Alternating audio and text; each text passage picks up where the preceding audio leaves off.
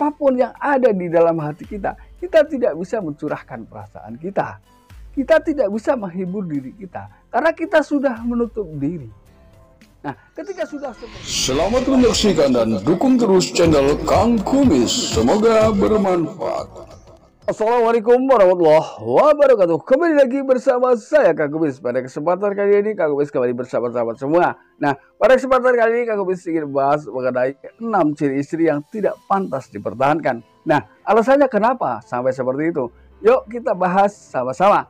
Namun sebelum lanjut ke topik, gak ada salahnya silakan sahabat semua subscribe, like, dan komen di channel Kang Kumis agar sahabat semua tidak ketinggalan informasi dan juga kabar terbaru di setiap harinya. Nah ini.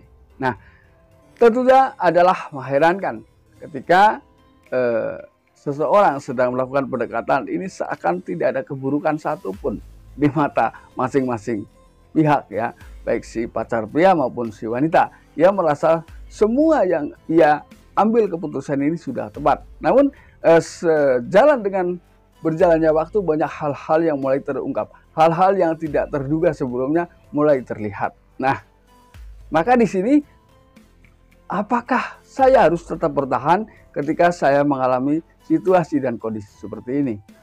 Yang pertama adalah ketika seorang istri dengan suami selalu tertutup, bahkan saling tertutup satu sama lain, ya. Karena mungkin si suami sudah berusaha membuka hal-hal yang bersifat tertutup, ya. Ini tidak bisa juga, ya. Ia akan tertutup. Nah, hal yang bersifat tertutup ini tentunya selalu menimbulkan kecurigaan dari pihak suami.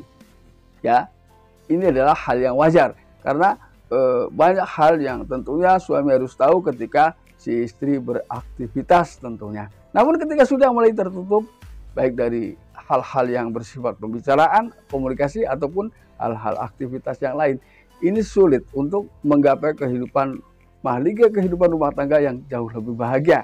Karena keduanya sudah pada akhirnya tidak saling terbuka. Ini adalah hal pertama. Kenapa? Di sini kita mengawali memiliki sebuah pertimbangan, dilanjutkan atau diakhiri.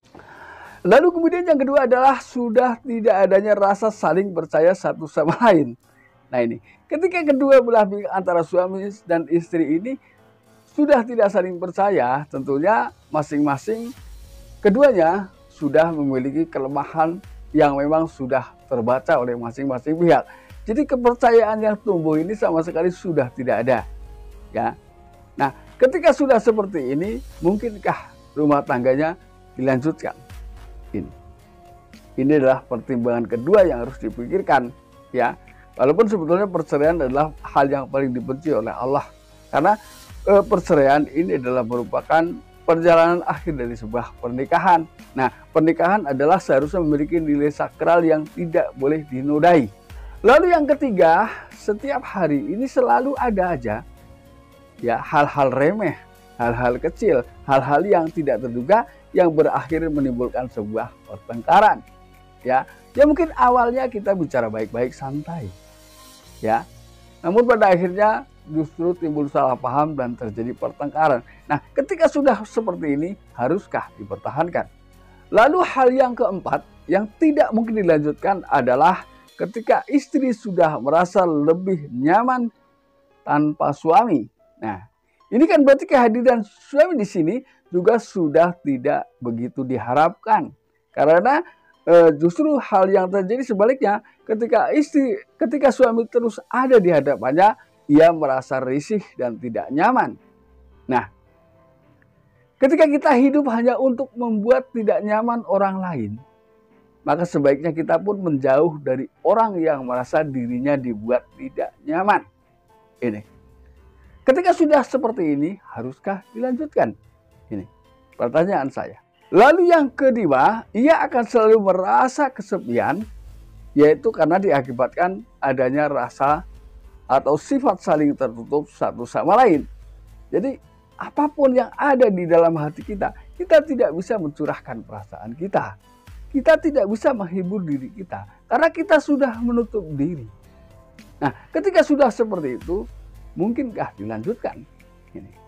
Lalu hal yang terakhir yang tentunya hal yang sangat tidak diharapkan oleh suami manapun, yaitu ketika perilakunya hanya dilihat dari sisi kekurangannya saja oleh sang istri, ya. Jadi semua kelebihan-kelebihan ini tidak diakuinya. Namun kekuranganlah yang selalu ditonjolkan. Bisa jadi kekurangan suami ditonjolkan ke pihak keluarganya sendiri, ke pihak teman-temannya sendiri, ya. Pokoknya ke pihak orang-orang yang kira-kira bisa menguntungkannya. Nah, yang mengerikan di sini adalah ketika hal tersebut dilakukan dalam rangka mencari dukungan orang lain. Maka semakin terpojoklah sang suami.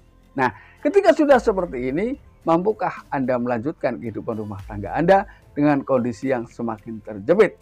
Nah, Anda simpulkan sendiri, dilanjutkan atau diakhiri. Nah, sahabat, itulah 6 hal yang merupakan satu gambaran kehidupan rumah tangga, di mana sebagai seorang suami pun harus selalu mengambil sikap tegas dalam segala keputusan.